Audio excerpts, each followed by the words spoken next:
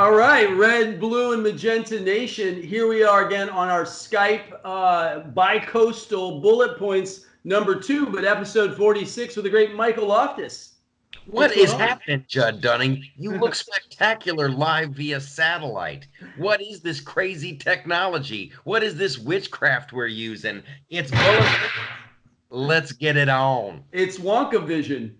For those of you who remember that, I don't know if they actually did that they do that in the new ones as well. All right, so here we are. We look like Newsmax and One American News tonight rather than Fox News. And I'm here with the great Michael Loftus, who is in New York doing his writing assignment, writing television. Yes. For the Tube. And Michael, take it away. Give us our intro for the show. We've got a fantastic show. We got 4 bullet points. We got some promotional stuff. We got a wild card. Judd Dunning, what is bullet point numero uno? Why does this make me happier than a normal face-to-face show? I don't know. Bullet points, the most exciting 21 minutes on the internet. I'm going to bump it up. We're squeezing it down, baby. 18 minutes on the internet, ladies and gentlemen. Thanks for everybody coming. Every Wednesday, we do bullet points, and every Saturday, we do single shot. This night's show is bullet point number 1, knives down, gloves up, terror stabbing incident in London and The Hague. Ouch. So that one, then what's bullet point number 2? Bullet point number 2, thank you, Sheila Jones, our anonymous producer in the studio this evening. Trump's Thanksgiving troll trifecta. Trump beats the fake news on Thanksgiving by serving the troops. Good Lord, that was like the whole story. What's bullet point number 3? It's hard. May brevity and lucidity be the benchmark of this next bullet point. Vice argues that millennials deserve boomers' wealth instead of making their own. Uh-oh, that's going to go down. Bullet point number 4 has to be what? Bullet point number 4, Rocky Road not even. Big freak out over Trump's boxer meme is historical. All right. And then we're going to promote some stuff. Then we've got a wild card, which is going to remain secret. And I'm sure it's going to be super, super sexy. It is. Super. Oh. Well. Yeah.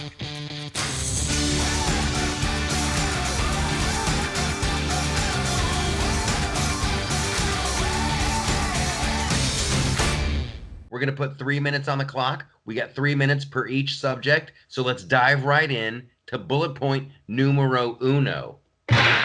Knives down, gloves up. So, Michael, as we know, over the holiday, there was a big event in London. It's actually the 50th stabbing this year, and 3,000 cyclists hit the road to say, hey, young people, we've had enough of this terrorist stabbing, which is such a brutal form of kind of, I'd say, normalized terrorism on a daily basis. It's just as violent as the biggest of the terrorist attacks. And then there was another stabbing in The Hague. There were a number of individual stabbings. So, we now come to a question of what is going on with these terrorist stabbings and why are they getting normalized in our culture, again, with a lot of, I'd say, jihadist normalization and accommodationism. So, Michael Loftus.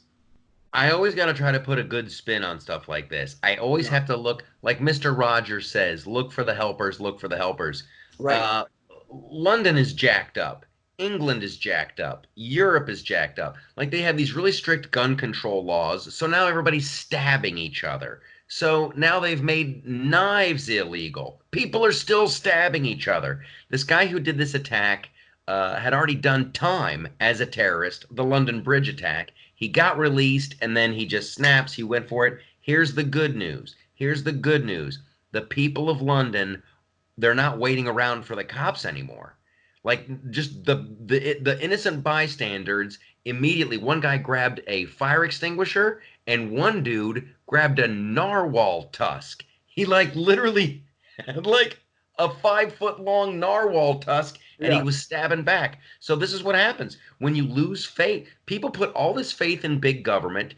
Big government lets them down, and then all of a sudden you're standing on London Bridge with a narwhal tusk fighting against a terrorist. It's not how it's supposed to work. But God bless those are some patriots in England. Patriots. I think it's more like responding with a puncture wound, which is a little more civil the narwhal. Apparently, the narwhal was not attached. It was just the horn, because that would take a lot of people to wield a whale. Yes. Yeah. I Was don't know that 3 how minutes? it came to, but thank you. But thank you. Yeah, it's interesting. 55 total deaths, and one of the 17-year-old Tanisha Melbourne Blake, she was gunned down a few days later. It was also terrorism. There's 6 teenagers stabbed within 90 minutes.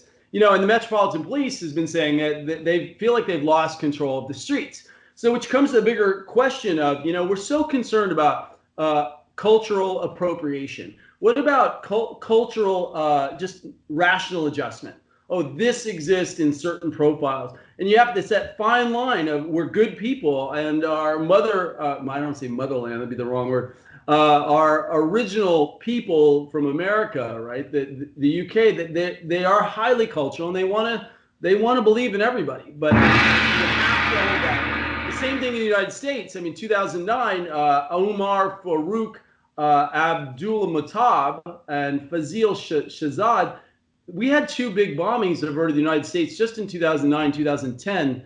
They continue to go on. So stay awake, Europe and America, right? If you see something, say something. And for the love of God, narwhal tusks don't kill people. People with narwhal tusks kill people. Kill bad people. All right. Bullet point if number there's smoke, 2. there's fire. If there's smoke, there's fire. So definitely keep your eyes closed. Particularly when you go into public, you have to walk into a public environment with a healthy, rational, moral awareness that some people are not good people.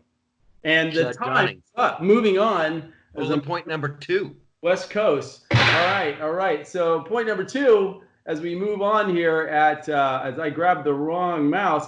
All right, so we call this Trump's Thanksgiving troll trifecta. Trump beats the fake news on Trump and Thanksgiving. So, Michael, you were just on Fox News talking about Thanksgiving, so why don't you open it up? Well, this is the Trump trolling the media, right? When they all accused him of being a lazy bones, selfish. This is a great story. I've always thought that Trump had a good sense of he knows what he's tweeting. This all isn't just willy-nilly. He sent out some tweets, then he sent out the motorcade in Florida to go to a golf course, and this writer for Newsweek, she just had it. She's like, he's spending Thanksgiving tweeting and golfing and more. And It turns out the whole thing was a giant mislead. He was in Afghanistan with Melania feeding the troops, and this is the media. They automatically, their default setting is they want to find something wrong with the president. They're on the attack. Their opinion has gotten in the way. They fired the Newsweek reporter. They fired her over this. But I'm like, no, smack her on the wrist. She gets a little smackdown. Let's go after the editor who looked at that story and was like, yeah, that's good journalism. Way to go. Because we're tired of it. I did a video about this that you can see at the Loftus Party YouTube channel at theloftusparty.com when the media gets it wrong. And all Newsweek did, they fired her, and then they corrected the story. And then that was it. So now tomorrow they'll have another reporter to do some fake Trump attack. And so the guy can't even go feed troops on Thanksgiving and get any love. It's horrible. Yeah. I don't know if they've done golf studies, because Obama was pretty prolific. I mean, every president has his habit. He wasn't at the winter White House, which God bless him if you understand taxes. The taxes are fantastic in Florida, right? I mean, think about it. I mean, he's donating his salary to the opioid crisis, and he wants a little break on taxes. He's spending more time in Mar-a-Lago. He said, there is nowhere I'd rather celebrate this Thanksgiving than right here with the toughest, strongest, and best, bravest warriors on the face of the earth. But the thing that's also, which people aren't paying that much attention to, he went there to try to work out a deal with the Afghanistan president, Ashraf Ghani. And he said, hey, I feel like they want to work out a deal. So he did business. He was working as well as celebrating. And it was a great job. I mean, he's trying to get to a ceasefire over there. So it was also a humanitarian trip. I mean, Obama would have won the Nobel Prize for this again, right? But Trump's a lazy golfer. Yeah, we've continued to devolve. We continue. It is the media's opinion has gotten in the way of every story. They only want to see the worst. And it started with Trump can't win. the election. Then, oh, Trump's working with Putin. Then it's Trump-Russia collusion. None of these things came true. And now it's Trump's getting impeached and it's all horrible. And there was quid pro quo and all of it is falling apart. It's just been 3.5, 4 years of 99% of the media wanting to see the worst and just assume the worst. And it's disgusting. And, so here's the test. Here's the test. There's the guy that did the Inside Job, which is great about the banking crisis because I participated in that by buying 10 properties right before the crash. He's a great director, but he is doing the project about Fox News and Richard Ailes and Megyn Kelly, et cetera. Will they come out with one about CNN? I mean, that would be the true test of media parity in Hollywood, right? Jeff Bezos, right? He's like, we need to, go after Trump. I don't care about the other stories. Will media have a reckoning? I don't know, but it's good to celebrate that our president is. I think he's, they say that he's playing the game. All right then. Like a fiddle. Bullet point number 3. There we go. A few more tips. All right. Bullet point number 3. So this is a great one. I'm personally attached to this one, being in the financial district myself, Michael Loftus. Vice just argued and released an article saying that millennials deserve boomers' wealth instead of making their own, that they deserve to be pissed. So the basis of this, if I can jump in, was back in 1989 in the Gen X years, when boomers were 25 to 43, they owned 20.9% of the country's wealth. Then in 2019, millennials between 23 and 38 own 3.2% of the wealth, so significantly lower than the Gen Xers did of their day. Now, and boomers, which is interesting because you have to think, this brings up the question, is there an inequality? Is there a lack of work ethics, culturalization, and entitlement? I have my own opinion. Michael Loftus. I want to say to all the millennials out there and even some of the Gen Xers and you have no one to blame but yourself. This whole idea of, oh, the system's rigged against me. This has been the system since we've had a country. This is how it's worked. Nobody changed the rules. No one changed the rules. It's on you. It's on you. I blame these parents, and this is going to sound like a hacky comedian bit, but all these parents who are like, oh, my kid plays soccer and we don't keep score. And my kid plays baseball and we don't keep score, and everybody gets a trophy and there are no winners and there are no losers. Well, that's the wrong mindset. There are winners and there are losers. And sometimes you lose because it's your fault and you need to practice and you need to work on your skills and you need to learn the game. No one owes you anything. It is life, liberty, and the pursuit of happiness. No one says you're going to catch that shit. Yeah. That is not promised. Equal playing field. And then what institutionalized blocks still exist, which is basically a history lesson. So I wanted to, and I say this with, look, I'm here for it. I want to see this new generation win, blow it up. I mean, they're huge. They're going to have so much context and influence in the country. And there's some amazing skills. Spiritually, they have higher awarenesses, psychologically. But here's a few things that I looked up. What do wealthy people do that might not be being done today?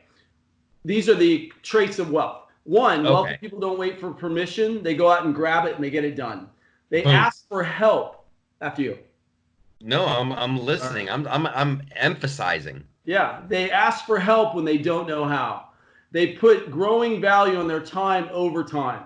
They speak the language of money, which can take decades to learn. They understand that building wealth is the long game.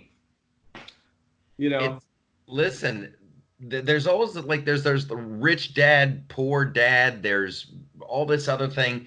It is a different skill set, and not everyone knows it. But listen, it's up to you, man. You can't just walk out into the middle of the desert and go, it's dry. Someone give me water. You can do that. You can stand there and cry. You're not going to do well. Or you can start walking to the water or start digging for some water or ask the local, where are you guys getting water? But don't just stand there and say somebody owes me water. You're a dead man. You're a dead man. You get a new. or you get a narwhal horn and you create a dog. You get two, you create a dog. But I want to end with this because this is so important. Because look, Mike and I are just younger guys who are a little older, right? I mean, once you get older, you get a certain joy about what you've been through, and of course, we want to see everybody win. So I want to leave with these last 5 things. These are 5 things that rich people do that create wealth. And think about the context of digitization and entitlement. Rich people control their emotions. Rich people get out of the house, network, and volunteer for other people regularly. Rich people work harder. Rich people set aside limiting beliefs on a daily basis and challenge themselves like a sport. Rich people have mentors. Rich people talk less and listen more. If there was a way, like I think President Obama will wrap up, but I think he missed an opportunity with the black community as a black president. I think this president, our generation, particularly needs to say, hey, if you feel disadvantaged, these are the real skills that build wealth. So go team, go America. All right, moving on. So here's some. Are we on bullet point number 4? Here we are. Yes, we are. Okay. Had to do it, although this ties into Thanksgiving. Bullet point number 4, I said, Rocky Road, not even. The freak out over Trump's boxer meme has been historical. So, Michael, Loftus, take it away. You know what I find very funny about this one is like Trump had just given, he had done a rally down in Florida, and he was bragging about his chest. He goes, I got a beautiful chest. I got the best chest. So this is almost like a callback to that joke. Yeah. However, when I'm on the road, when I'm doing the Freedom to Laugh shows, I have this hunk of stand-up that I'll do about how Trump is the Rocky Balboa of candidates. Like when he first started, he was like, I don't know, I will try to be president. And then Hillary was like the Apollo Creed, and everybody's like, oh, she's gonna win, she's gonna beat him. But then Trump was just like, boom, boom, boom. He's like in the meat lockers. Like, I'm not giving up. I'm just here to try to make a good fight. Cut me. And just by working harder, he won. So this picture's great. He is Rocky Balboa. If politics was boxing, he's Rocky Balboa. Total KO. But yet it goes back to day one. At some point, being successful, being powerful, being rich, being European descent, there's been a general war on being excellent because it's not fair. And Trump has completely avoided that. He's like, hey, biblically it says, don't cast your pearl before swine. It means don't accommodate bad wisdom. It's bad wisdom to not think that you're great. Matter of fact, because I know a little bit about the good book, is we have an obligation to shine. We have an obligation to be joyous. We have an obligation to spread prosperity to others and prosper ourselves, which is all excellence, and he's continued to challenge these. It's a joke, but man, it takes quite a guy to do something like that. Yeah, and he knows the media is going to flip out. Look how they flipped out when he tweeted a photo of him putting the medal on the dog. Remember that? The fake men. They're like, oh, is there a dog at the White House? Is there a medal ceremony? He had to tweet this out and just laugh his ass off. Just like watch him freak out now. It's great. Yeah, it's great. You know what? We'll wrap up with this. I tell my friends, I said, don't focus on the personality, focus on the 288 achievements that we've listed in our book, which we'll talk about in a minute. Irrefutably, are things getting done, or are you going to be distracted by the personality, right? That's the key. And I like his personality, but some people don't. All right. And lastly, I think it was pretty funny that Stallone has not commented on the authenticity of this picture. Mm-hmm. Maybe that's all right. Moving on. All right. It's oh my God. It's amazing. So are these pictures of Trump. But it is amazing as we now arrive at the many prolific achievements of Michael Loftus, cranking the change. So, Michael, you've been doing a lot recently. We just saw you on Fox on Thanksgiving. We've seen you've released like 5 or 6 videos lately. You're writing your television show. You have some tours coming up with Freedom to Laugh, or is this the cycle? I'm still doing the podcast too. Here's the exciting thing that just happened. This last, a week ago Sunday, I was in Chicago with the Freedom to Laugh comedy tour, and we taped the very first special, the very first comedy special for Fox Nation. So as of today, the editing has begun. It's going to be like an hour-long special, and I will keep the Bullet Point Nation informed as to when that's coming out. So that's what I'm trying to do my bit for culture, man. I'm trying to do my bit for culture. So everybody needs to go to theloftusparty.com so they can follow all the big happenings. You have the big news. No. Before we go to my news, I have to say, you taped that in Chicago, right? Yeah.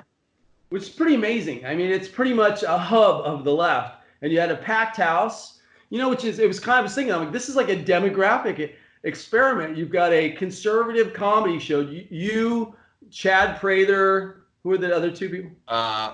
Reno Collier and Brian Hayner. And it's a fantastic show. Yeah, Brian Hayner. Well, whatever. He's fantastic. It's a wonderful show. And yeah, we were deep in the heart of Chicago. We didn't get shot. And a bunch of people who don't believe in big government came out and laughed their asses off. And it's going to be on Fox Nation. I'm very excited. I think this is a Trump 2020 kind of, harbinger. It's like, I mean, if you can do conservative comedy in Chicago and pack the house, maybe there's a groundswell, which I think there is actually, but we'll talk about that on another episode. Well, that's fantastic, Mike. That's fantastic. So congratulations. Tell everybody what you got. This is big. It is big. It is big, as I will continue to thank Michael Loftus for my dose of weekly shame. We wrote our book a year ago. Got a lot of feedback on it. Took time, updated it, and we just went out to our first publishers and agents. People are saying surprisingly intelligent, which I don't know how to respond to that. I'm like, well, thank you. ... Yeah. But, so if engaging. Surprisingly intelligent. I'll take it. We worked hard on this thing. Let me tell you something. When you write, we have 478 sources. I mean, it costs thousands of dollars to have professionals come back, double verify the sources, make sure everything was right. So when you write a political book in this environment, you have sources. You'll see how much work we did. So we're pretty proud of it. You should be. You should be. I can't wait to hear what publisher is smart enough to pick it up, and then we'll promote it, and you'll be doing book signings. It'll be nuts. Right. And the pinnacle of this evening is a new episode of Bullet Points. We took a small hiatus because your book, your TV writing gig took off. We figured it out. We figured Skype out. Yeah, we've made a commitment to the people of this world, of this globe. Bullet Point. It's not Bullet Point Nation. It's Bullet Point globalization. I like it. So speaking of globalization, you're on the 5. Who else have you done? I like that you're going to smoke. Is this our smoking episode? Because I'm gonna vape as a good conservative here. There you go. So you're on the 5. I know you did Water's World. What else is coming up? Just so we can keep. Oh my gosh. I got another Fox News thing I'm going to be doing closer to Christmas. In studio, live audience, and then another one that we're going to do outside in the cold, so you can watch my nipples freeze off my body on live television. Awesome. And then it looks like I'll be co-hosting the 5 again towards the end of December. I will keep you all informed.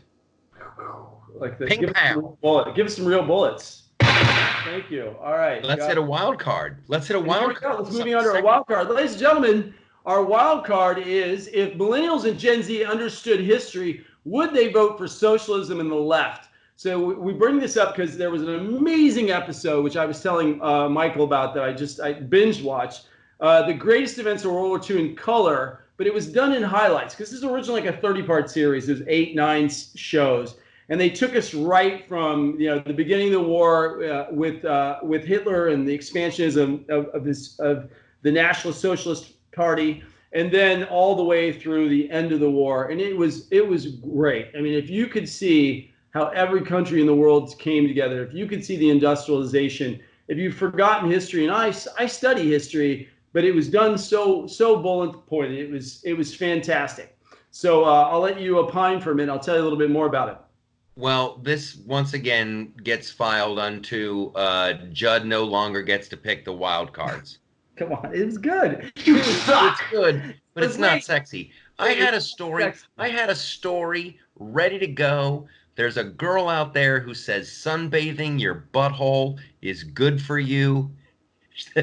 There's pictures. We could have made fun of a woman in the desert sunbathing her butthole, but now we're talking about World War II. That's awesome. That's awesome. Well, you know, that really shows why we are the perfect set of co-hosts, Michael. Okay. Because apparently Hitler did like to sunbathe. I don't want to hear about Hitler's butthole. I really don't. Is that a band? Isn't that a band? But it did. Yeah, you caught it here on the internet, people. It had a mustache on it.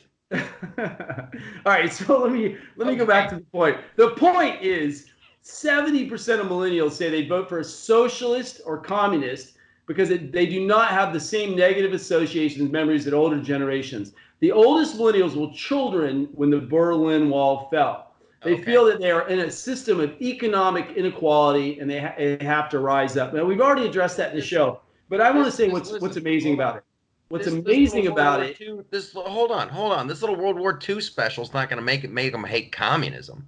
This little World War II special, I want to see it. I love it. World War II is the best sequel ever. It's up there with Empire Strikes Back. But like that was like everybody, you know, it's like The Godfather Part 2. That's another good sequel. Yeah, it is like America, Russia, and England all get together to stop Germany and Japan. Okay, great. Now, what they need to teach is what happened after World War II.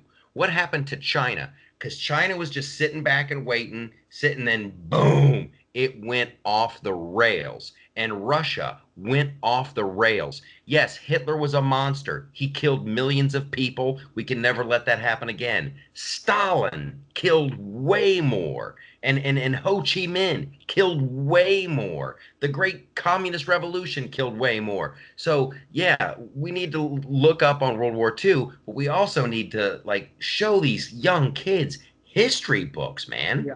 History book. You get one bad leader in there, and the whole system goes off the rails. Socialism leads to communism. Communism kills. Yeah. Yeah, exactly. You know, there's a Mao's Kitchen in Los Angeles. We drive by. I don't know if you've seen it. It's Mao's Kitchen. And we were talking about, I'm going to confess my crime because I never committed it. We were going to go by and put on it 40 million served, right? Because Mao killed 40 million people. You're going to go in there, oh, it's so great. Because ever since you remember Warhol did pictures of Mao, people are like, oh, he's pop culture. I mean, that's the power of art on culture. So there's a massive separation from, but I tell you, the biggest lesson I got from the show, just personally, I was like, okay, what's the main thing here? Is when everybody, back to London, when everybody rested on their laurels and tried to make everything okay because they wanted to feel okay. That's one of the most dangerous, people on both sides of the war, oh, you know, that couldn't happen again. It just happened and we kicked their ass. Then another a battle would come through, knock everybody off their side, you know, hundreds of thousands of people because they kept dropping their guard. So you can drop your guard and be a positive world citizen and believe in the nature of people, but know the nature of evil. And then, you know, then we could go all the way in conservative theory there because that's part of being morally awake. Yeah. Listen, America was a big time. We were an isolationist nation. We didn't want a piece of it. We'd had our fill of war after the Civil War because it was a new kind of warfare. There was no romance. It was all just slaughtering people. So when World War I broke out, we were like, no thanks. We had to get dragged into that one kicking and screaming because you want to feel good, but you know what? There's a guy by the name of Ben Shapiro who once said, facts don't care about your feelings. And he's right. Yeah, it's a tough. And, you know, the only thing that killed more people than Stalin and Mao was Hitler's hairy butthole. My God, full circle. Way to go. I think so. I think that's going to bring us to the outro. I think that's approach. So we have pictures of Nazis and Americans and then pictures of another American. So Michael Loftus, thanks for coming and doing the show, East West Coast. We're going to start doing it every week. We're going to keep the show going. We're coming up on the big anniversary where we are like 5 shows from a year on the air. So wow. Woohoo! Yeah, Judd, come along. Judd, where can people keep up to date about Bullet Points and what's going on? Thank you so much, Michael Loftus. So we just took my prior show that's no longer on the air, but we have like 10,000 people on our site. So you can catch this weekly on the scroll at conservativelyunplugged.com. It also runs on Michael's site at theloftusparty.com. And then you can catch it as a subscriber and share us at Bullet Points USA, which is Bullet Points with Michael Loftus and Judd Dunning. So very important that you put in Bullet Points with Michael Loftus, because there are like 4 or 5 other lesser bullet points out there. If you don't see this face and Judd's face, that ain't the right bullet points. If you don't see some pink nipples in the background, it ain't bullet points. Got to keep it. It's the beauty of the internet. The beauty of the internet. There's no censors. All right, so Michael, take us home. And another great show. I'm digging the format. Even when we face adversity, we find a way to rise above. We're like, it's like poetry. It's bullet points, baby. The war on Thanksgiving here weekly, and going into the war on Christmas. We'll see you guys next week on Bullet Points. Thanks to the great Michael Loftus for staying up late in New York. We'll see you next week. Peace.